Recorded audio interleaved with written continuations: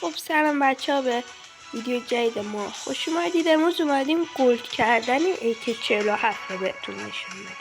هر روش پلی میکنیم. اینجا گفته که 600 تا کیل ساده بزنیم.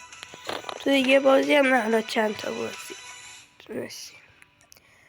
بخش دومی میگه که 50 تا هیپ فایر کنیم. هیپ فایر یعنی که بدون نشونه گیری بزنین، نشونه نگیرین. اینجا میگه 80 نفر رو از راههای دور بزنین.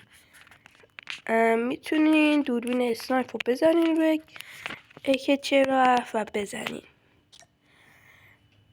اینجا بخش چهارمی میگه 5 تا اتچمنت بچینین روی AK47 و 120 نفر را بکشید.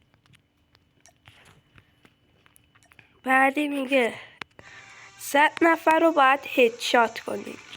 اینم راحته دیگه. یکم میگه بعد 5 تا اتچمنتتون رو وردارین. نمیشه، ولی میتونین یه گان دیگه توی شماره دیگه بزنین. هم بهتون نشون میدم که میگه 80 نفرم باید بزنین. خیلی ساده است، اینجوری اتچمنت نداشته باشه گانتون.